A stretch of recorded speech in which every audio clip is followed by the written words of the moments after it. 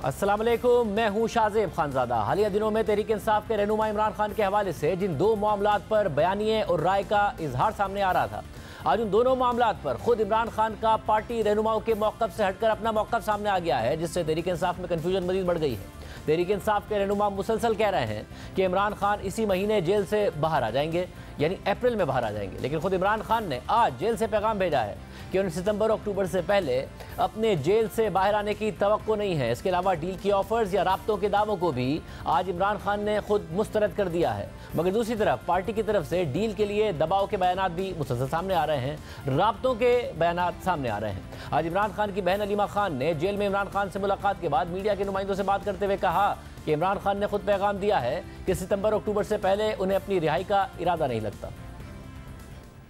इमरान खान ने खुद जेल से ये पैगाम दिया। मैं उनकी बात दोहरा देती हूँ। उन्होंने कहा कि क्योंकि साइफर को अब ये ज़्यादा देर संभाल नहीं सक रहे हैं और उसको ख़त्म करना पड़ेगा और उसके अंदर इनकी कन्विक्शन जो है उसको सस्पेंड करवाना पड़ेगा जजेस को, हाई कोर्ट को, तो इसलिए अलकादिर को तैयार पकाया जाएगा ट्रायल कोर्ट में और उसके तहत इनके ऊपर कन्विक्शन होएगी और बुशरा बीबी और इमरान खान को उसके अंदर कैद दी जाएगी। इमरान खान कहते हैं उसके बाद छुट्टियाँ हो जाएगी जजेस की और ये पूरी गर्मियाँ तक तो वो देख रहे हैं कि सितंबर अक्टूबर से पहले इमरान खान खुद कह रहे हैं कि मेरा नहीं ख्याल मुझे रिहा करने का इनका इरादा है।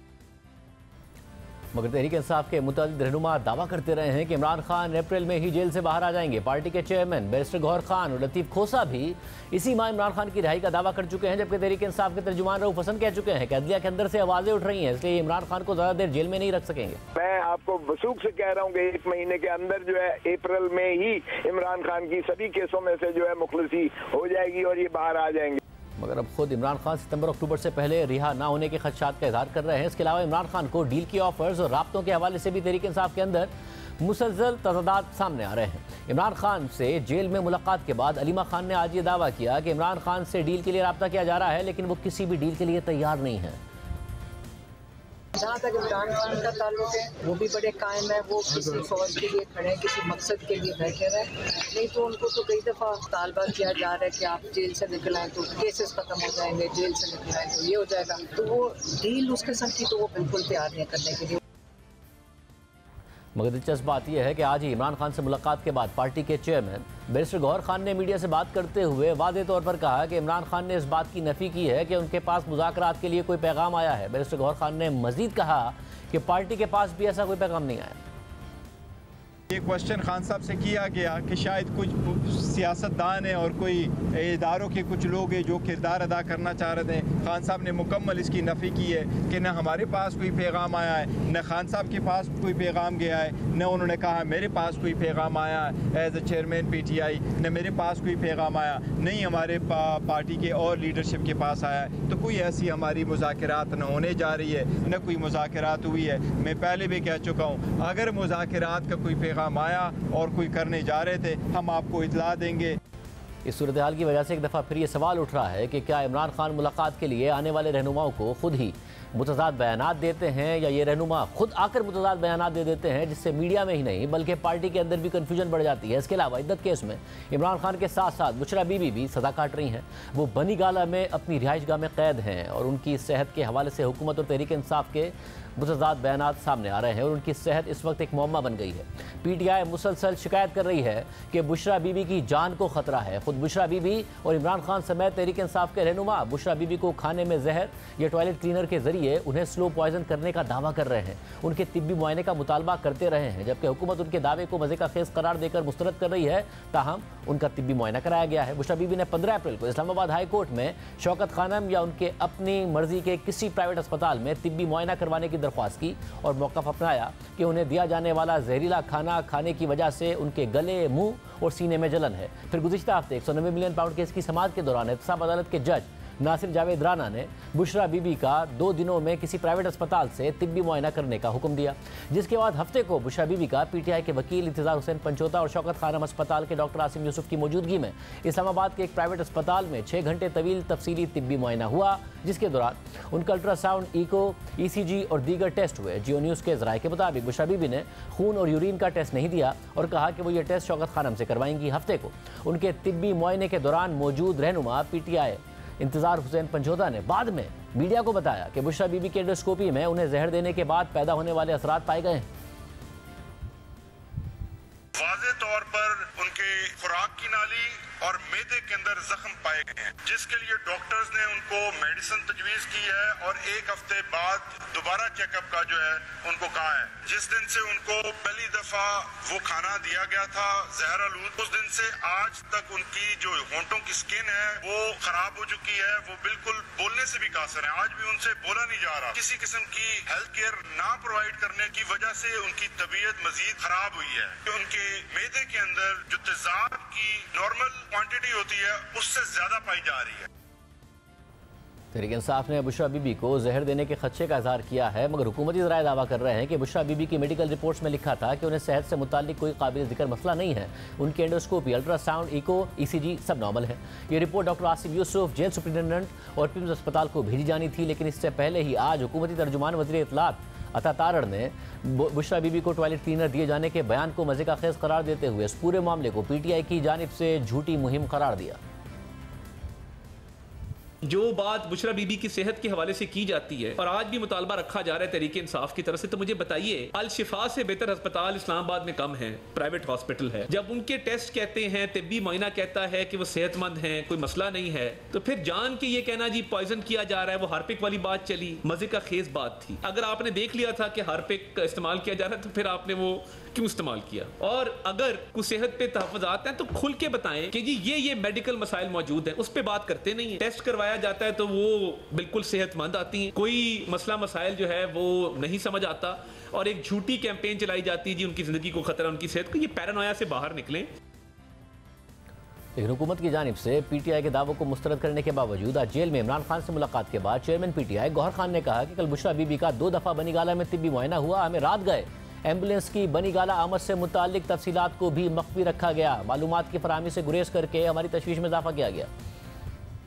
बीबी के सेहत के बारे में हमने खदशात का इजहार किया था, कल भी हमें नहीं बताया गया। 2 मरतबा डॉक्टर गए, ECG के लिए भी गए, एम्बुलेंस गया, हमें बताया भी नहीं गया, हमें एतमाद भी नहीं लिया गया। ये भी नहीं हुआ कि इलिजिट से पहले कैसे थे और बाद में कहते। सुबह के वक्त जब गए तो उन्होंने कहा हमें लग रहा है कि ये हार्ट अटैक की तरफ जा रही है, इसलिए दोबारा रात के वक्त बीबी ने ये बताया, दोबारा फिर रात के वक्त इन्होंने किया और बीबी कह रही थी कि मेरी तबीयत ठीक है। जहाँ तक जहर का ताल्लुक है वो टेस्ट हो चुके हैं, अभी तक कोई रिजल्ट नहीं आया, ताकि हमें को तो एंडोस्कोपी का अभी तक रिजल्ट नहीं आया। कल तबीयत नासाज होने की खबरों के बावजूद आज Bushra Bibi 190 million pound case की समाअत के लिए अडियाला जेल में पेश हुई, जिसके बाद गौहर खान ने मीडिया को यह बयान दिया। जबकि इस हवाले से ज़राए जियो न्यूज़ के मुताबिक कल बुशरा बीबी की जानिब से तेजाबियत और सीने में तकलीफ की शिकायत सामने आई थी, जिसके बाद पिम्स अस्पताल के डॉक्टरों की टीम ने बनीगाला में उनका तिब्बी मुआयना किया। ज़राए के मुताबिक डॉक्टरों की टीम ने बुशरा बीबी को खाने पीने और लाइफ स्टाइल में तब्दीलियाँ तजवीज़ की हैं और उनके मैदे और आंतों का जायज़ा लेने का मशवरा दिया है। अब एक तरफ तहरीक इंसाफ इन मामलात में उलझी हुई है तो दूसरी तरफ हुक्मरान जमात नून लीग के अंदर भी तकसीम बढ़ती जा रही है। एक रहनुमा के बयान को दूसरा रहनुमा ओन करने या उसका दिफा करने के लिए तैयार नहीं है। गुज़िश्ता हफ्ते हमारे प्रोग्राम में नवाज शरीफ के करीब समझे जाने वाले सेनेटर इरफान सिद्दीकी ने कहा कि इलेक्शन से पहले नवाज शरीफ ने फैसला कर लिया था कि वो चौथी मरतबा वज़ीर आज़म नहीं बनेंगे। ये बात नवाज शरीफ ने मुझे खुद बताई, मगर कल हमारे प्रोग्राम में इस दावे को गलत करार देते हुए नून लीग के सीनियर रहनुमा राना सनाउल्लाह ने वाज़ेह किया कि अवाम के साथ ऐसी 2 नंबरी नहीं हो सकती कि नवाज शरीफ वज़ीर आज़म बनना ना चाहते हों और हम इलेक्शन में नारा लगा दें और कैंपेन करें कि पाकिस्तान को नवाज दो, 100% नवाज शरीफ नहीं वज़ीर आज़म बनना था। मियाँ साहब के पाकिस्तान आने से पहले उनके साथ जो मेरी 1-to-1 नशस्तें होती रहीं कि मियाँ साहब इस दफ़ा वज़ीर आज़म बनने का इरादा नहीं रखते। मियाँ साहब ने मुझे एक अहदनामा लेके मुझसे कहा था कि ये बात आपने डिस्क्लोज नहीं करनी। इलेक्शन से पहले मुकम्मल फुल पेज इश्तिहार छप गए अखबारात में, चौथी बार वज़ीर आज़म के, चौथी बार शहबाज शरीफ साहब ने तो नहीं बनना था, उन्होंने नहीं बनना था, उन्होंने किसी को भी नहीं बताया, वो अखबार वो अखबारात में आ गया। ऐसा तो नहीं हो सकता ना कि उनकी पार्टी इलेक्शन लड़ रही है, वो बहुत बड़ा कैपिटल है मियाँ साहब, वो बहुत बड़ा असासा हैं, वो इलेक्शन कैंपेन चलाने आते हैं, इलेक्शन चलाते हैं और वो ये कहें कि जी मैं ये सब कुछ तो कर रहा हूँ लेकिन मैं वज़ीर आज़म नहीं बनूंगा। इरफान सिद्दीकी साहब ये कह रहे हैं कि नवाज शरीफ साहब तो चौथी दफ़ा वज़ीर आज़म बनना ही नहीं चाहते थे, ना उन्हें बनना था, आप लोगों ने तो इतने बड़े बड़े इश्तिहार चलाए थे, तो बनना था नहीं बनना था? नहीं, बिल्कुल ये कैसे हो सकता है। अवाम के साथ कोई इतनी जो है वो इस तरह की 2 नंबरी तो नहीं हो सकती कि हम बनना ना चाहते हो और उसके बाद हम ये नारा लेके इलेक्शन में जाएं कि पाकिस्तान को नवाज दो और पूरी कैंपेन जो है वो चलाएं। यानी सिंपल मेजॉरिटी मिलती तो नवाज शरीफ साहब ही वजीर आजम होते? जी 100%, इसमें कोई शक नहीं है। इसी दौरान नून लीग के रहनुमा जावेद लतीफ ने हाल ही में जियो न्यूज़ के प्रोग्राम कैपिटल टॉक में इल्ज़ाम लगाया कि आम इंतखाबात में पैसा चला है सिर्फ उनके ज़िला शेखुपुरा में 5 नशिस्तों के लिए कम से कम 90 करोड़ रुपए चले हैं। मगर कल राना सनाउल्लाह ने हमारे प्रोग्राम में जावेद लतीफ के इल्ज़ाम को मुस्तरद करते हुए कहा कि उनके पास कोई सबूत है तो सामने लाएं और फिर मामला अदालत में लेकर चलते हैं। वो इनके इल्ज़ाम को गलत समझते हैं। मैं तो अपने जिले की तो बात कर रहा हूँ, 5 सीटों की बात कर रहा हूँ। कितना पैसा चला वैसे? अहमद मीर साहब, ये इतना पैसा था कि अगर आप 5 साल शेखुपुरा को डेवलपमेंट के लिए पैसा ना दें, फिगर ही दे दें, करोड़ों का 30 करोड़ थोड़ा कह रहे हैं यार, 40 ना 50 60 70 90 तक कम से कम 90 करोड़ 5 सीटों का। जावेद लतीफ साहब के इल्जाम आपको दुरुस्त लगते हैं? जी नहीं, ये इल्जाम गलत हैं। मैं उनके इस एतराज को बिल्कुल दुरुस्त नहीं समझता कि इस इलेक्शन में किसी को जो है वो टारगेट किया गया। तमाम मामलों पर बात करेंगे। हमारे साथ मौजूद हैं वफाकी वज़ीर इत्तलात तारड़ साहब। तारड़ साहब, बहुत शुक्रिया हमें शो में ज्वाइन करने के लिए। तारड़ साहब, सबसे पहले बुशरा बीबी की तबीयत के हवाले से ज़ाहिर एक हसास मामला है, उनके अहले खाना की तरफ से कंसर्न का इजहार किया जा रहा है, उनकी पार्टी की तरफ से कंसर्न का इजहार किया जा रहा है। एंडोस्कोपी उनकी हुई तो उसके बाद भी उनके जो रहनुमाए तहरीक इंसाफ के पंचोता साहब, उन्होंने कहा कि जो जहर देने के बाद पैदा होने वाले असरात हैं वो उनकी एंडोस्कोपी के नताइज में भी पाए गए हैं। तो हुकूमत क्यों नहीं यकीनी बनाती कि इस मामले के हवाले से सब चीज़ शफाफियत के साथ सामने आ जाए? बहुत शुक्रिया शाहजेब साहब, मैं बड़ा मशकूर हूँ।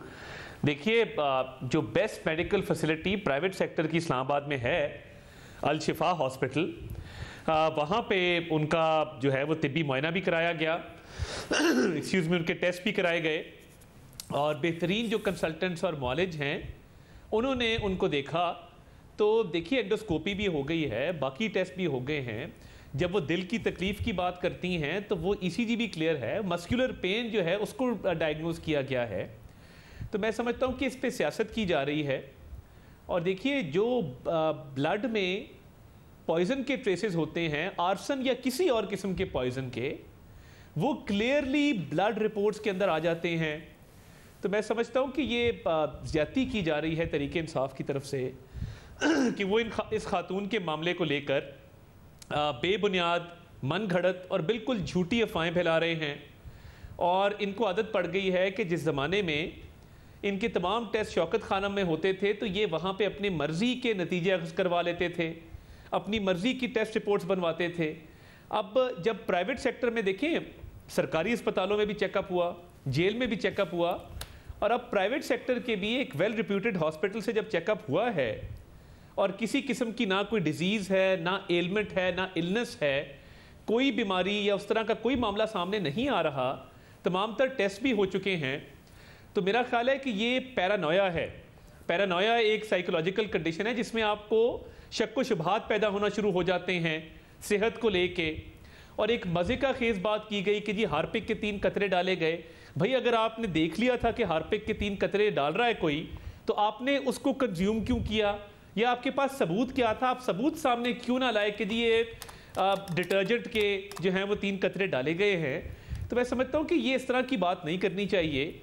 और आप बात करें, आप इश्यूज़ पे बात करें, मगर सेहत को लेके एक मज़े का खेज़ बयानियाँ बना लेना और फिर मुतज़ाद बयानात का आ जाना, तो बता दें कि जी कहाँ पे कमी कोताही रही है चेकअप के अंदर। देखिए, पहली तो बात यह है कि जब इमरान खान साहब एक ज़माने में दावा कर रहे थे कि मुझे 4 गोलियां लगी हैं बाकायदा, तब शौकत खानम ही की रिपोर्ट थी जिसमें बताया गया था कि उन्हें 4 गोलियां नहीं लगी हैं बल्कि फ्रेगमेंट्स हैं। तो ये भी उसी की रिपोर्ट में हुआ था शौकत खानम के हवाले से। दूसरा, आप क्या इस बात की तस्दीक करें कि अगर साइकोलॉजिकल मसला भी है, वो कैद में है, अगर उन्हें साइकोलॉजिकल मसला भी है और उन्हें साइकोलॉजिकली लग रहा है तो भी उनकी तसल्ली करा दी जाए और बाकायदा तौर पर रिपोर्ट्स और ऐसे टेस्ट करा दिए जाए? इस बात को आप कंफर्म कर सकते हैं कि उनके सारे टेस्ट ऐसे हो गए कि जिसमें ऐसी कोई बात नहीं नजर आई है? क्योंकि कल रात भी बनीगाला में एम्बुलेंस जाने की इतलात हैं, जो कि आज जब पेश हुई है Bushra Bibi 190 million pound case में, तो उन्होंने गौर खान साहब को बताया कि हाँ एम्बुलेंस वगैरह आई थी, और इस बात को भी वो कह रहे हैं कि मख्फी रखा गया हमसे। देखिए, एक सनसनी फैलाई जाती है, सोशल मीडिया पे एक बयान चलता है, सब बनीगाला पहुंचो एम्बुलेंस आ रही है। देखिए, ECG भी करवानी हो तो ईसीजी का जब रिजल्ट ठीक आता है और डॉक्टर आके तिब्बी मुआयना करने के बाद डिक्लेयर करता है कि ये मस्कुलर पेन है, तो मैं समझता हूँ कि ये एक सियासत की जा रही है। और अगर किसी और चीज़ से इनकी तसल्ली होती है और ये समझते हैं कि जी कोई और टेस्ट है एंडोस्कोपी के अलावा, मतलब अब एंडोस्कोपी भी हो गई, ईसीजी भी हो गई, ब्लड वर्क भी हो गया, बाकी टेस्ट भी हो गए, फिजिकल एग्जामिनेशन भी हो गया, उसके बावजूद अगर समझते हैं ये एम्बुलेंस वाला भी जो एक कल शाखसाना था वो भी तो ये पैरानोया का हिस्सा है कि जी ये घबराहट है जिसकी वजह से कभी एम्बुलेंस की बात की जाती है। एंड मैं बिल्कुल सेहत पे सियासत करने का कायल नहीं हूँ, ना हमने माजी में कभी की है, बल्कि इसको डिस्करेज किया है कि सेहत पे सियासत नहीं होनी चाहिए। मगर सरकारी टेस्टों के बाद, प्राइवेट टेस्टों के बाद, अब मुझे नहीं पता कि इनकी तसल्ली कैसे होती है। असल में इनकी जमात के अंदर मुख्तलिफ रहनुमाओं के दरमियान कंपटीशन है कि वो सबसे ज़्यादा सगा बुशरा बीबी का कौन बनता है, क्योंकि उनको पता है कि जितनी उनकी खुशनुदी हासिल करेंगे उतना आसान होगा सियासी करियर को आगे बढ़ाना या कोई पोजीशन हासिल करना। तो उस दौड़ में एक से एक बढ़ के बयान आ रहा है ताकि हम ये साबित कर दें कि हम बड़े लॉयल हैं, हमारी बड़ी कारकर्दगी है। क्योंकि अदालत ने हुक्म दिया था टेस्ट का, अदालत में भी रिपोर्ट्स आ जाएंगी, मगर आप ये बात की तस्दीक कर रहे हैं कि उनकी एंडोस्कोपी के बाद इसके अलावा जो उनके ईसीजी हुई है उसमें ना उनको दिल का कोई मसला सामने आया है, ना ही जहर या फिर कोई ऐसी बीमारी सामने आई है जो कि बहुत परेशान कुन बात हो। जहर के तो सवाल ही पैदा नहीं होता, वो तो मैंने आपको कहा मज़े का खेज एक स्टोरी थी। और ईसीजी भी क्लियर है, जो मेरे तक इतलात आई हैं कि वो मस्कुलर पेन है, दिल का कोई आर्जा नहीं है। हाँ, गैस्ट्रो की एक माइनर शिकायत थी, गैस्ट्रो की शिकायत तो किसी को भी हो सकती है, किसी भी वक्त हो सकती है। तो माइनर सी जो गैस्ट्रो की शिकायत है वो देखने में आई है, जो रिपोर्ट्स मेरी नज़र से गुजरी हैं। तो मैं तो इसको पैरानोया के अलावा और कोई नाम दे नहीं सकता कि एक पैरानॉइड सिचुएशन है जिसके अंदर एक जहनी तौर पे आप दबाव का शिकार होते हैं और आपको लगता है कि आपको कोई आर्जा लाहक हो गया है, कोई बीमारी लग गई है, और फिर आप उस बीमारी के डायग्नोसिस में एक के बाद एक कंस्पिरेसी थियरी पेश करते हैं।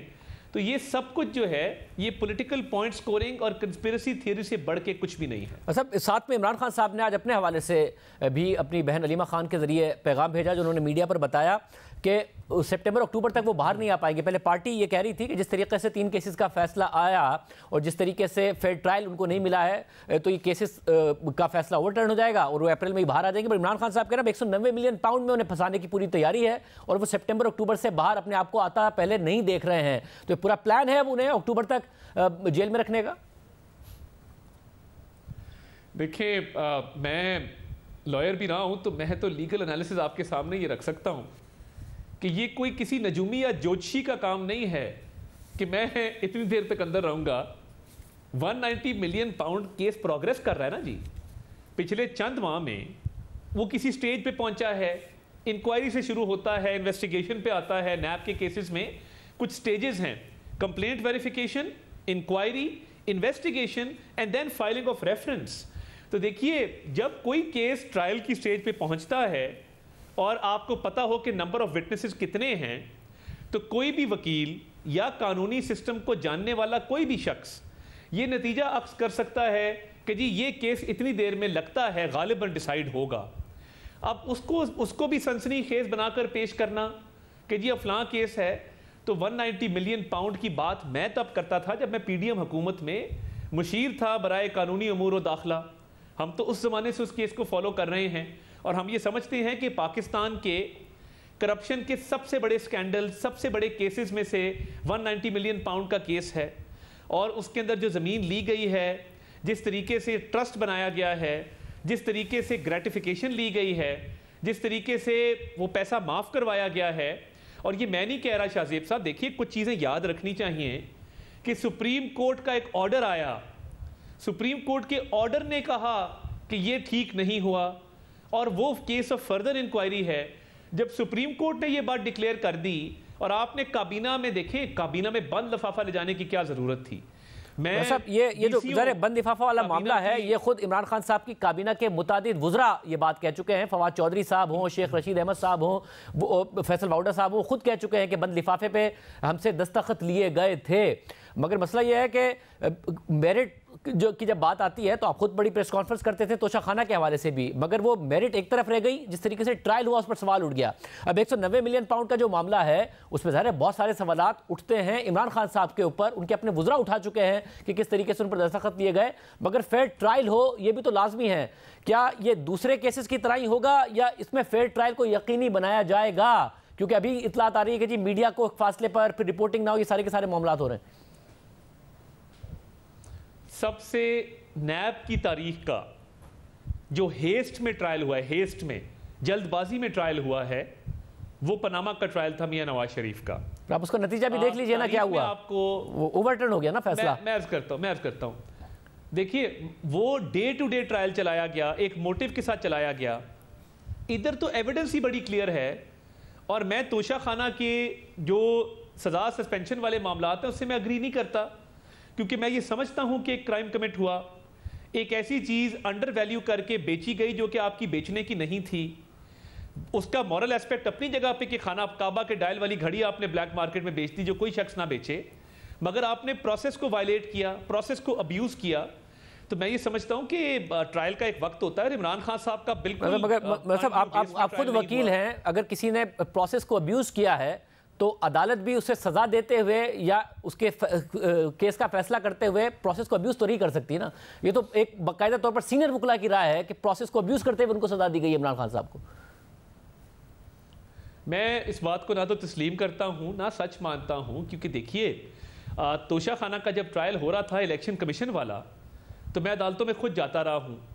आपको याद होगा, और मैं देखिए अल्लाह ताला का शुक्र है कुछ चीज़ें याद रहती हैं, कि कभी मेरी टांग ख़राब है, मेरी तबीयत ठीक नहीं है, मुझे बुखार है, मैं अदालत में नहीं आ सकता, मेरे वकील के बच्चे इंग्लैंड से आए हैं, उनको जल्दी है। मैं आपको कई पेशे ऐसी गिना सकता हूँ जिस पे जज साहब ने प्रोसेस को अब्यूज़ नहीं किया, जिस पे जो अक्यूज़ था वो डिक्टेट कर रहा था अदालत को कि कई कई हफ्ते तारीख ही नहीं डलती थी, कभी स्ट्राइक करवा दी, कभी अदालत पे हमला कर दिया। ये तमाम मनाजिर हमने अपनी आंखों से देखे हैं, और एक कल्ट बन गया था जो अदालत पर चढ़ाई करता था। जब जज को शटअप कहा गया, ये पंजोथों में से किसी एक ने जब जज को शटअप कहा और अदालत में एक हंगामा बर्पा किया, तो मुझे बताइए कि ये तारीख में कभी हुआ है कि आप हमलावर हो जाएं और आप अपने केस का फैसला ना होने दें। और मुझे ये भी बात ऑन रिकॉर्ड में रखना चाहता हूँ शाहजेब साहब, कि जो फॉरेन फंडिंग वाला केस था उसको 5-6 साल लगे डिसाइड होते हुए, क्योंकि तारीखें ये लेते थे, वकील चेंज करते थे, एडजर्नमेंट्स फाइल करते थे, डिलेइंग टैक्टिक्स डिप्लॉय करते थे, स्टे ऑर्डर्स लेते थे। मतलब जो फॉरेन फंडिंग वाला मामला है उसके मामलात अपनी जगह पर सामने आए थे कि किस तरीके से उसको सारे के सारे मामले को डिले किया गया था। मगर अब एक और मामला यह है कि क्या आपकी हुकूमत चाहती है कि किसी भी तरीके से इमरान खान साहब से मुज़ाकरात का दरवाज़ा खुले? राना सनाउल्लाह साहब भी कह चुके हैं अगर बात करेंगे तो फिर बात हो सकती है उनकी सज़ाओं के हवाले से भी और दीगर मामलात के हवाले से भी, मगर इमरान खान साहब बात करने को तैयार नहीं है। आप लोगों की तरफ से जो ECL से भी नाम निकाले गए उनके दौर के मुख्तलिफ वुज़रा के, कि वो भी इसी बात की एक कड़ी है कि जी आगे बढ़ा जाए, बात की जाए और मामलात सेटल किए जाए, मगर इमरान खान साहब नहीं मान रहे। नहीं देखिए, ये तासुर गलत है। मैं नहीं समझता कि कोई भी ऐसी ऑफर की गई है या कोई ऐसा बैक डोर चैनल भी जो है वो ओपन किया गया है या ऐसी कोई अटेम्प्ट हुई है। मैं इसको बिल्कुल ठीक नहीं समझता, और मेरा नहीं ख्याल कि ऐसा कोई भी अटेम्प्ट अभी तक हुआ है। और ये इमरान खान साहब तासुर एक दे रहे हैं, मगर मुझे ये समझ नहीं आती कि आपने बड़े बड़े दावे किए, आपने मुल्क की फॉरेन पॉलिसी को डैमेज करने की कोशिश की, अमरीकी साजिश का बयानिया घड़ा, डोनाल्ड लू ने आके कह दिया कि आप झूठे हैं। उसके बाद तोशाखाना की आपने चीज़ें जो हैं अंडर वैल्यू करके बेची, 190 मिलियन पाउंड का केस किया। आपने इतनी चीज़ों का जवाब देना है तो भाई आपसे कोई बात क्यों करेगा और किस हवाले से करेगा? और ये एक सेल्फ इंपॉर्टेंस और सेल्फ प्रोजेक्शन, ये भी एक ज़हनी कैफियत है जिसमें ये शख्स समझता है कि एक तरफ मेरी बीवी को जहर दिया जा रहा है और दूसरी तरफ ये समझता है कि हर शख्स मेरे से डील करना चाहता है, मेरे से बातचीत करना चाहता है। ये तासुर बिल्कुल गलत है। वो एक पैरानॉइड शख्स हो चुके हैं। और ये बात भी काबिल जिक्र है कि जेल में जितनी सहूलियात इनको मैसर हैं, एक्सरसाइज की बाइसिकल से लेके पूरी वॉकिंग गैलरी से लेके, मगर इस सब में आपकी अपनी जमात में भी है, उनकी जमात की तरफ से मुतज़ाद बयानात सामने आते हैं, मगर उनकी जमात इस वक्त रिसीविंग एंड पर है, उनके जो लीडर हैं वो जेल में है, आपकी तो सब बाहर हैं। मगर जावेद लतीफ़ साहब एक बयान देते हैं, राना सनाउल्लाह साहब कहते हैं 90 करोड़ वाली बात बिल्कुल गलत कर रहे हैं वो। इरफान सिद्दीकी साहब कहते हैं चौथी दफ़ा वज़ीर-ए-आज़म बनना ही नहीं था नवाज शरीफ साहब ने, तो राना सनाउल्लाह साहब कहते हैं 2 नंबरी हम थोड़ी आवाम के साथ कर सकते हैं कि बताएं कि चौथी बार वज़ीर-ए-आज़म बनेंगे और असल में उन्हें ना बनना हो। तो आपकी अपनी पार्टी भी डिसाइड नहीं कर पा रही है? नहीं, मैं देखें इस हवाले से ना मैं इस इशू को ना अनड्यू इंपॉर्टेंस देना चाहता हूँ। हमारा फोकस तो फॉरेन पॉलिसी के ऊपर है, इकोनॉमिक रिवाइवल के ऊपर है कि सऊदीया का डेलीगेशन आता है, $5 अरब की इन्वेस्टमेंट की बात करते हैं। ईरान के प्रेसिडेंट आते हैं, $10 अरब की तजारती हुजम को बढ़ाने की बात करते हैं। हम इकोनॉमिक रिवाइवल की तरफ जा रहे हैं। तो ये इस तरह की बातें होती रहती हैं और मैं इसको ना अनड्यू इंपॉर्टेंस दूंगा, ना इस पर ज़्यादा कॉमेंट करना चाहूँगा, बिकॉज हम जिस डायरेक्शन में मूव कर रहे हैं वो एक पॉजिटिविटी की तरफ है। मतलब अगर जमात डाउन कर जाता है, अगर अहम नहीं है तो फिर थोड़ी सी ड्यू इंपॉर्टेंस देते हुए जो जमात है वो मना कर दे जावेद लतीफ़ साहब को कि आप ऐसे बयान ना दिया करें, वो ये तासुर देने की कोशिश करते हैं। मैंने उस दिन भी मीडिया पे ही ये गुजारिश की, मुझे एक सवाल हुआ था, मैंने दोनों सीनियर रहनुमाओं को और मैं उनको भी गुजारिश करूंगा कि अगर कोई इख्तलाफ है आपको, अगर कोई तहफ़्फ़ुज़ात हैं तो पार्टी के कई फोरम्स मौजूद हैं, लीडरशिप मौजूद है, उनसे आके बात करें, कैमरे पर पार्टी की पॉलिसी बयान करें, कैमरे के पीछे आके बात करें। अगर सुनवाई ना हो और आपको लगे कि आपकी बात नहीं सुनी जा रही और आप ठीक कह रहे हैं तो उसके बाद जो मर्जी करें, मगर पार्टी में मल्टीपल फोरम्स मौजूद हैं जिस पर यह बात की जा सकती है और इसको एड्रेस किया जा सकता है और ये देखा जा सकता है कि आप किस हद तक ठीक कह रहे हैं, किस हद तक नहीं कह रहे। बहुत शुक्रिया, आपने वज़ीर इत्तलात की राय सुनी। हमने तहरीक इंसाफ के भी रहनुमाओं को प्रोग्राम में आने की दावत दी है, कोई प्रोग्राम में नहीं आया, मगर डील की खबरों के हवाले से, बुश हबीब की तबीयत के हवाले से क्या मामलात हैं, हमारे साथ सीनियर साहब वज़ीर उमर चीमा साहब और मेंबर सरफराज साहिबा मौजूद हैं। आप दोनों का बहुत शुक्रिया। उमर चीमा साहब, अब ज़ाहिर तहरीक इंसाफ बार बार दावा कर रही है, जहर देने की भी बात कर रही है, फिर उनको हार्ट प्रॉब्लम की बात कर रही है बुशरा बीबी के हवाले से, कल भी एम्बुलेंस की बात की गई। तारर साहब हमारे साथ मौजूद थे, वो कह रहे हैं कि जो रिपोर्ट्स हैं उनकी वो क्लियर हैं, ऐसी कोई बात नहीं है, जहर वाली बात तो बिल्कुल ही गलत है, पैरानॉइड हो गई हैं कैद में रहने की वजह से बुशरा बीबी, इसलिए ये सारी बातें हो रही हैं। क्या इत्तलात हैं? शाहजेब, जहाँ तक एम्बुलेंस वाली बात है वो तो मैंने चेक किया है कि एम्बुलेंस रात को आई और उनके पास ड्राइवर भी डॉक्टर भी आए। अब इससे ज़्यादा मेरे पास इंफॉर्मेशन नहीं है, आगे मैं इसको ज़रा इसी इंफॉर्मेशन का एनालाइज इसको इस अंदाज में करता हूँ कि इनकी तरफ से कोई कंप्लेन गई होगी कि कोई मुझे हार्ट में पेन है या कोई इस तरह का इशू है, तो वो एम्बुलेंस साथ लेके आए होंगे कि खुदा न खास्ता अगर कोई एमरजेंसी की सिचुएशन हुई तो इनको हॉस्पिटल शिफ्ट कर लेंगे, और अगर ऐसी सिचुएशन नहीं होती तो हम उधर उनकी जाके ट्रीटमेंट करेंगे, देखेंगे तो वापस आ जाएंगे। तो अगर वो उनको नहीं लेकर आए और डॉक्टर्स जो हैं वो उन्होंने अपना चेकअप किया है और वो वापस आ गए हैं, तो इससे बज़ाहिर तो लगता है कि कोई संजीदा इतना कोई उनकी कोई एमरजेंसी वाली कंडीशन नहीं थी। बाज़ का ऐसा भी होता है कि लोगों को मसल पेन जो है वो भी इस जगह पर इसी तरह फील होती है कि जैसे मुझे को हार्ट में प्रॉब्लम हो रहा है। मैं इस पोजीशन में नहीं हूँ कि उनके बारे में को बता सकूँ कि अनलेस के कोई डॉक्टर्स की रिपोर्ट आती है। और बाकी जो आप बात कर रहे हैं जहर के हवाले से इन्होंने काफ़ी इस चीज़ पर बात की है, और जो इस्लामाबाद हाई कोर्ट है उसने आर्डर किया कि शिफा इंटरनेशनल से इनका मुआयना कराया जाए। अब आपको बताऊं कि पाकिस्तान में कोई 3 हॉस्पिटल हैं जो कि इंटरनेशनली बैनुल-अक़वामी लेवल पे अप्रूव्ड हैं, सर्टिफाइड हैं, जिनमें एक शिफा हॉस्पिटल है। तो उधर जाके इन्होंने अपना चेकअप कराया तो डॉक्टर्स ने कहा ये मैदे के हवाले से जितनी चीज़ें ये चला रहे थे ओवरऑल वो कोई उधर से साबित नहीं हुई। कोई माइल्ड एक मामूली सा को अल्सर का जो शिकायत कोई किसी आम आदमी को और को भी होता है उस तरह से था। जहर के हवाले से जो बात हो रही थी उसके लिए इनका ब्लड टेस्ट चाहिए था कि इनका वो ब्लड टेस्ट करते, उधर से कोई आइडिया होता, लेकिन बुशरा बीबी ने ब्लड टेस्ट कराने से इनकार कर दिया। उन्होंने कहा जी कि मैंने शौकत खानम के अलावा ब्लड टेस्ट ही नहीं कराना। अगर उन्हें इस चीज़ पर इतना ज़्यादा यकीन है और वो शक में मुब्तला हैं तो मैं नहीं समझता कि कोई उसमें ब्लड टेस्ट कराने में कोई हर्ज वाली बात थी।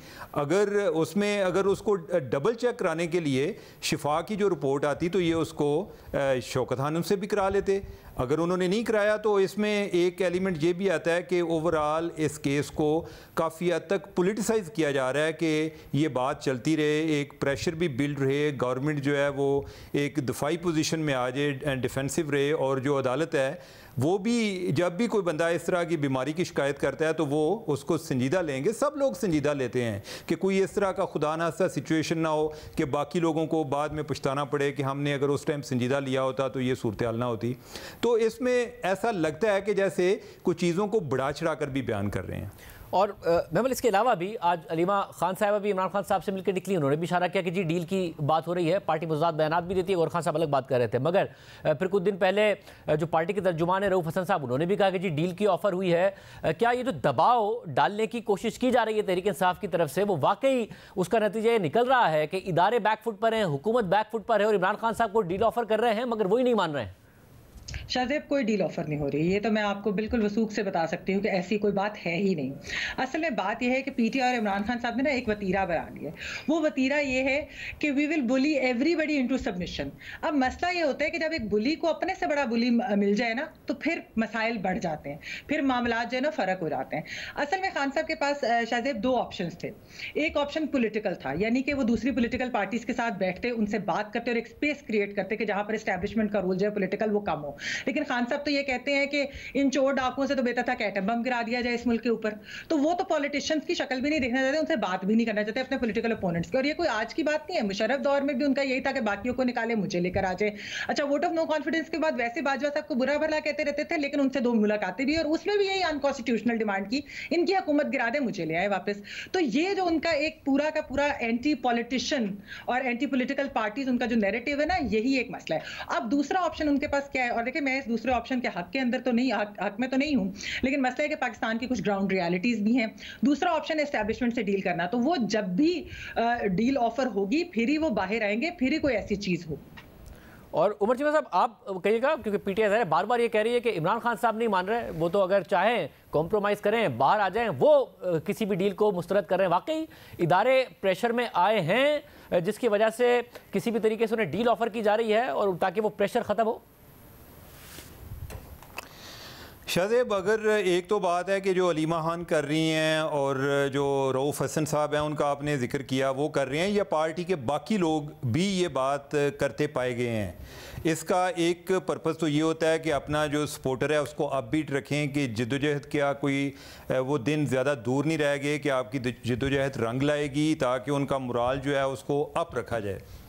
दूसरा पहलू ये है कि अगर हम इमरान खान के बयान का जायज़ा लें, इमरान खान ने आज भी जो जर्नलिस्टों से उधर जेल में बात की है तो उन्होंने ये बात की है जी कि मेरे से किसी ने रब्ता नहीं किया और ना ही मुझे कोई डील ऑफर हुई है। तो पहले तो ये पार्टी के अंदर से ये चीज़ें तय हो जाएं तो फिर अंदाज़ा होगा कि क्या उनको डील की ऑफ़र हुई है या नहीं। इमरान खान का बयान डिफरेंट है, उनके जो बाकी लोग हैं उनका बयान डिफरेंट है। उन्हें कम से कम ये चाहिए कि अपने जो बयानात हैं उनमें ये तजाद उसको ख़त्म करें।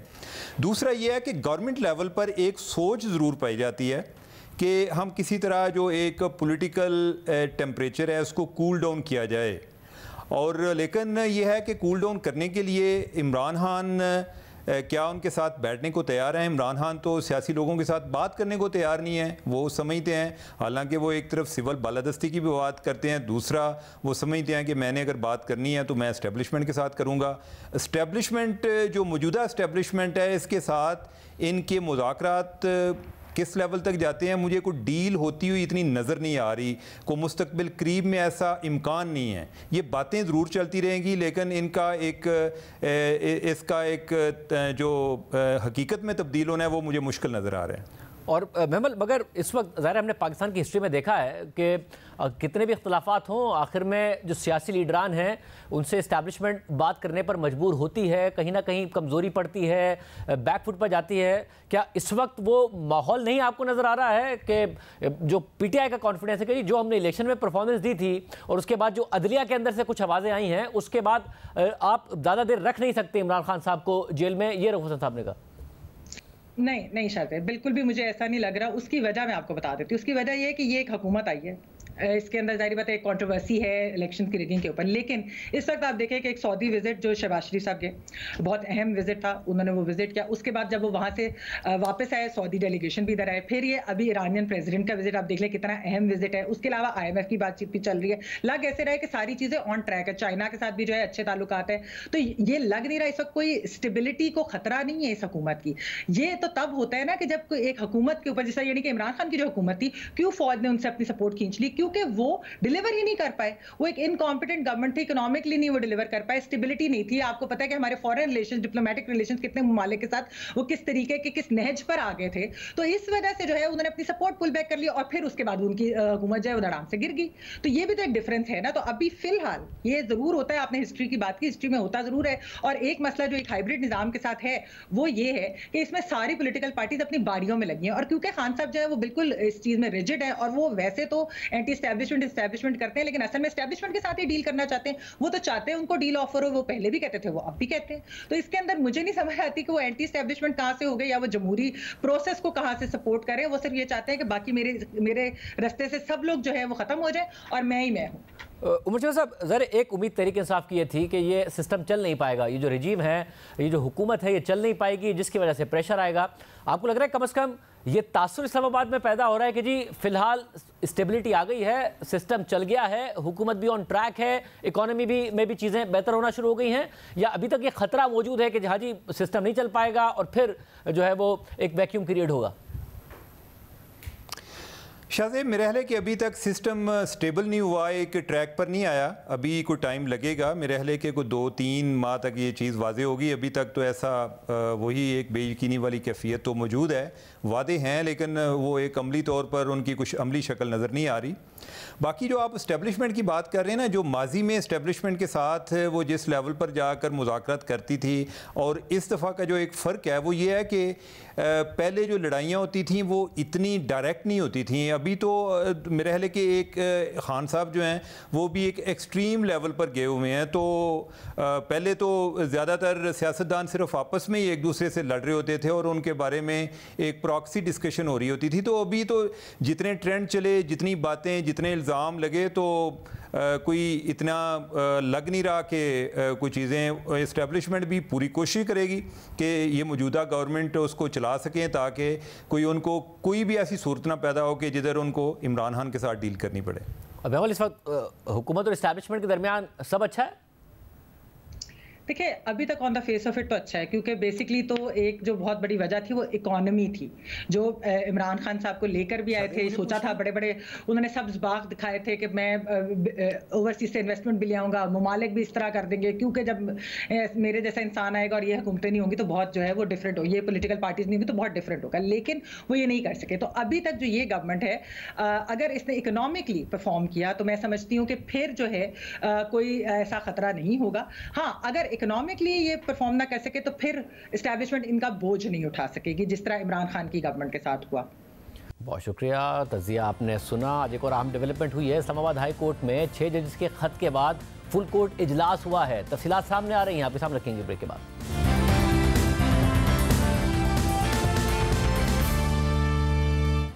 अदलिया में हुकूमत और दीगर इदारों की मुदाखलत के खिलाफ इस्लामाबाद हाई कोर्ट के 6 जजेस ने 25 मार्च को सुप्रीम जुडिशल काउंसिल को खत लिखा था, जिसका सुप्रीम कोर्ट ने नोटिस लेते हुए हुक्म दिया था कि हाई कोर्ट के जजेस इस मामले पर अपनी तजावीज़ जमा कराएं। और आज इस खत के मामले पर इस्लामाबाद हाई कोर्ट में फुल कोर्ट इजलास हुआ है। चीफ जस्टिस आमिर फारूक की ज़ेर सदारत फुल कोर्ट इजलास में इस्लामाबाद हाई कोर्ट के तमाम 8 जजेस शरीक हुए। इजलास में justice Mohsin Akhtar Kayani, justice Tariq Mahmood Jahangiri, justice Babar Sattar, justice Ejaz Ishaq, justice Arbab Tahir और जस्टिस समन रिफत इम्तियाज़ ने शिरकत की। जबकि 6 जजेस के खत पर दस्तखत न करने वाले जस्टिस में अबुल हसन औरंगजेब भी इजलास में शरीक हुए। इस्लामाबाद हाई कोर्ट के एलामिया के मुताबिक इजलास में फैसला किया गया है कि हाई कोर्ट के जजेस के खत पर सुप्रीम कोर्ट में जारी सू मोटो केस में हाई कोर्ट का मुत्तफिका मौक़िफ़ पेश किया जाएगा। इसके अलावा ज़राए के मुताबिक registrar Islamabad high court full court इजलास में शरीक नहीं हुए, जबकि इजलास में अदलिया में हसास इदारे की मुदाखलत रोकने के हवाले से तजावीज़ ज़ेर गौर आई। सुप्रीम कोर्ट के अहकामात की रोशनी में हाई कोर्ट के जजेस अपनी तजावीज़ जमा करा चुके थे और आज के फुल कोर्ट इजलास में जजेस की तजावीज़ पर तफसीली गौर किया गया। ज़राए के मुताबिक इस्लामाबाद हाई कोर्ट के फुल कोर्ट इजलास में किसी भी मुदाखलत पर इदारा जाती रेस्पॉन्स देने का फैसला किया गया है। तमाम जजेस ने अदालती उमूर में मुदाखलत पर रद्द-ए-अमल देने का मुत्तफिका फैसला किया। ज़राए के मुताबिक फुल कोर्ट इजलास में सामने आने वाली तजावीज़ को ड्राफ्ट की शक्ल दी जाएगी और इस्लामाबाद हाई कोर्ट मुत्तफिका तजावीज़ सुप्रीम कोर्ट को भेजेगी। ज़राए का यह भी कहना है कि फुल कोर्ट इजलास में इन तजावीज़ पर कोई इख्तिलाफ सामने नहीं आया और तजावीज़ का ड्राफ्ट तैयार करके मुकर्ररा तारीख से पहले सुप्रीम कोर्ट को भिजवाया जाएगा। ज़राए के मुताबिक अदलिया में इंतजामिया की मुदाखलत रोकने के हवाले से तजावीज़ मुरत्तिब करने के लिए लाहौर हाई कोर्ट में भी फुल कोर्ट इजलास हो चुका है, ताहम उसकी तफसीलात सामने नहीं आई हैं। 3 अप्रैल को चीफ जस्टिस की सरबराही में सुप्रीम कोर्ट के 7 रुकनी बेंच ने 6 जजेस के खत के मामले की समाअत की थी और चीफ जस्टिस काजी फाइज ईसा ने यह इंदिया दिया था कि इस मामले पर फुल कोर्ट भी तश्कील दिया जा सकता है। 3 अप्रैल को जारी होने वाले तहरीरी हुक्मनामे के मुताबिक इस मामले पर अदलिया का बतौर इदारा रिस्पॉन्स क्या होना चाहिए, इस हवाले से सुप्रीम कोर्ट ने Pakistan bar council, supreme court bar association, high court के जजेस और वफाक से तजावीज़ तलब कर ली थी, जिस पर आज इस्लामाबाद हाई कोर्ट के जजेस का फुल कोर्ट इजलास हो गया है। इसके अलावा इस्लामाबाद हाई कोर्ट से ही आज एक और अहम खबर सामने आई है। साइफर केस में इमरान खान और शाह महमूद कुरैशी को सजा सुनाने वाले जज से मुतालिक अहम फैसला किया गया है। ज़राए के मुताबिक इस्लामाबाद हाई कोर्ट ने जज अब्दुल हसनात जुल्करनैन को उनके मुतल्लिका डिपार्टमेंट में वापस भेजने का फैसला किया है और खुसूसी अदालतों के इंस्पेक्शन जज जस्टिस मोहसिन अख्तर कियानी ने चीफ जस्टिस आमिर फारूक को यह सिफारिश कर दी है कि जज अब्दुल हसनात जुल्करनैन की खिदमात लाहौर हाई कोर्ट को वापस की जाएं। इस पूरी सूरत पर बात करेंगे सीनियर कोर्ट रिपोर्टर हसनात मलिक साहब हमारे साथ मौजूद। मलिक साहब बहुत शुक्रिया शो में ज्वाइन करने के लिए। इस्लामाबाद हाई कोर्ट के 6 जजेस ने ही खत लिखा था, जाहिर उसमें जो बातें की गई उसमें खुद इस्लामाबाद हाई कोर्ट के चीफ जस्टिस के हवाले से भी सवाल उठ रहे थे। अब आज फुल कोर्ट इजलास होता है, इतलातें ये आ रही है कि बड़े अच्छे माहौल में हुआ और फैसला किया गया है, क्या तफसीलात है? जी बिल्कुल शाहजेब, इतलात तो यही हैं कि यूनानिमस डिसीजन हुआ है कि जो भी प्रपोजल देनी है वो यूनानिमस होंगी और बड़ा जो इजलास था वो खुशगवार माहौल में था। सबसे अहम बात यह है कि 1 साल बाद ये फुल कोर्ट मीटिंग हुई। अगर ये फुल कोर्ट मीटिंग जो है वो टाइम के साथ हो जाती तो मे बी ये लेटर भी ना लिखना पड़ता, क्योंकि आपको याद होगा कि 12 फरवरी को इन जजेस ने इस्लामाबाद हाई कोर्ट के चीफ जस्टिस को खत लिखा था कि हमें फुल कोर्ट मीटिंग बुलानी चाहिए, तो वो फुल कोर्ट मीटिंग उस वक्त नहीं बुलाई गई। अब फुल कोर्ट मीटिंग जो हुई है और उसमें यही था कि जो स्पेशल कोर्ट के जजेस हैं उनमें जो इंस्पेक्शन जो इस वक्त जज मॉनिटर कर रहे हैं इसमें उनकी कंसल्टेशन शामिल नहीं है। उनको जो लगाया गया उनकी इंटीग्रिटी कॉम्पिटेंसी पे बड़े डाउट हैं, चाहे वो जस्टिस मोहसिन अख्तर कियानी हो चाहे जस्टिस तारिक जहांगीरी हो, तो लेकिन उनकी वो जो वो काम करते रहे। लेकिन जो आज हमने देखा जिस तरह जज अब्दुल हसनात की ट्रांसफ़र हुई तो ये बड़ा वाज़ेह हो गया कि जो वो जज कह रहे थे कि जी इन जजेस को यहाँ से भेजा जाए और इनकी रेपुटेशन ठीक नहीं या जो भी, तो वो उनकी बात मान ली गई। तो ये बड़ी खुशैन बात है कि इस्लामाबाद हाई कोर्ट में चीज़ें खुशउस्लूबी से चल रही हैं। जो हम देख रहे थे कि 1 साल में एक रिफ्ट है, चीफ जस्टिस आमिर फारूक जो है वो किसी और तरीके से चलाना चाह रहे हैं, दूसरे जजेस के और अपने कंसर्न हैं, लेकिन वो मामला तो शायद हो गया है। लेकिन असल चीज़ है कि दूसरी तरफ हम देख रहे हैं कि जस्टिस बाबर सत्तार, जस्टिस अतर मिनल्ला, इनके खिलाफ कंपेन भी जारी है। इनके पर्सनल फैमिली डेटा जो है वो सोशल मीडिया पे शेयर किया जा रहा है। तो ये भी मेरा ख्याल है कि कोई बेहतर नहीं है मामला। अगर चीज़ें डिफ्यूज़ हो जाएं तो बेहतर है सब के लिए, इदारों के लिए भी, हुकूमत के लिए भी, क्योंकि हमें तारीख यही बताती है जब भी हुकूमत का अदलिया के साथ लड़ाई हुई तो हमेशा हुकूमत का सेटबैक हुआ, चाहे वो इफ्तिखार चौधरी साहब का टाइम देखें, चाहे वो जस्टिस काजी फाइसा का देखें। लेकिन अब बड़ी अनफॉर्चुनेट है कि एक तरफ तो हुकूमत जो है वो JIT बनाती है कि काजी फाइसा के खिलाफ जी कोई क्रिटिसिज्म होता है जनवरी 13 के फैसले के बाद और सहाफ़ियों को, जेन्युइन सहाफ़ियों को नोटिस हो जाते हैं। दूसरी तरफ अब ये इस्लामाबाद हाई कोर्ट के जज जस्टिस बाबर सत्तार और जस्टिस अतर मिनल्ला के खिलाफ कंपेन जारी है। उनकी फैमिली का पर्सनल जो डेटा है वो शेयर किया जा रहा है, हुकूमत खामोश है। तो और इस पर भी बड़े सवालात उठ रहे हैं। जब क्राइसिस पैदा हुआ तो वो ये भी तासुर है कि जी वो खुद चीफ जस्टिस काजी फाइसा के लिए भी एक बहुत बड़ा चैलेंज है कि इस मामले से आगे बढ़ा जाए। अब अगर इस्लामाबाद हाई कोर्ट में ये मामला हो गया तो उनके लिए चैलेंज कम हुआ है या अभी मौजूद है, क्योंकि सुमोटो की समाअत होनी है, फुल कोर्ट बनेगा नहीं बनेगा, ये सारे मामला अपनी जगह पर मौजूद हैं। जी बिल्कुल, क्योंकि मेरा ख्याल है कि चैलेंज होना तो नहीं चाहिए, लेकिन हमने देखा कि पहली हियरिंग में और जो उन्होंने रिटर्न आर्डर जारी किया वो जो इकदाम उन्होंने किए थे, इंक्वायरी कमीशन या वज़ीर-ए-आज़म से मुलाकात, उस मामले को वो उन चीज़ों को वो जस्टिफाई करते रहे। तो अब देखना है कि वो आगे कैसे चलते हैं। सारे जजेस की जो है वो यही राय है कि जी फ्यूचर की जो है वो के हवाले से कुछ गाइडलाइन दी जाए और एक डेटर्स जो है वो क्रिएट किया जाए। लेकिन अब देखते हैं जस्टिस काजी फैसल इस मामले को कैसे देखते हैं। असल मामला ये है कि ये जो 6 जजेस हैं, क्या इनकी इंडिपेंडेंस सिक्योर रहेगी? ये ना हो कि जिस तरह जस्टिस काजी फैसल में फैजाबाद उन्होंने जब फैजाबाद केस का फैसला किया तो उसके बाद उनके खिलाफ रेफरेंस आ गया। तो अब ये भी इतलात आ रही हैं कि इन जजेस को भी टफ टाइम मिलेगा। तो इनकी जॉब सिक्योरिटी, इनकी इंडिपेंडेंस कितनी सिक्योर होगी, ये असल मामला है और जस्टिस काजी फैसल के लिए ये असल टेस्ट है। लेकिन बज़ाहिर ये लग रहा है कि वो जिस तरीके से उन्होंने गुज़श्ता 3 महीने से सुप्रीम कोर्ट को चलाया है, मेरा ख्याल है कि अदलिया उससे कमज़ोर हुई है, मजबूत नहीं हुई। अब तो बज़ाहिर ये लग रहा है कि माजी के डिवीज़न एक थी, एक तरफ बंदियाल कैंप के जजेस थे और एक तरफ जस्टिस काजी फैसल थे। अब तो उनके अपने जजेस जो उनके साथ माजी में साथ बैठे रहे, जैसे जस्टिस अतर मिनल्ला हैं और जस्टिस काजी फैसल, वो हम जिस तरह अंदर से खबरें आ रही हैं और जिस तरह चीज़ें हैं वो हर मामले में आमने सामने हैं। तो ये भी कोई अच्छा मामला नहीं है। मेरा ख्याल है कि उनको तो as a head of the institution सारे जजेस की प्रोटेक्शन करनी चाहिए और अगर किसी जज के खिलाफ कंपेन जारी है तो उनको नोटिस लेना चाहिए। लेकिन बज़ाहिर ये लग रहा है कि उनका फिलहाल वो पहले बड़े अहम इशूज सुप्रीम कोर्ट में हैं इस वक्त पेंडिंग। रिगिंग के मामले पे पिटीशन आई है, रिजर्व सीट पे आई है और कई मामलात हैं। लेकिन उन्होंने एक हफ्ता लाहौर में रहे हैं, फिर कराची जो है वो केसेस की समाअत कर रहे हैं। तो ये अब समझ नहीं आ रही कि वो क्या किस वजह से इस चीज़ में जो है वो मुताहत रवैया उन्होंने क्यों इख्तियार किया हुआ है।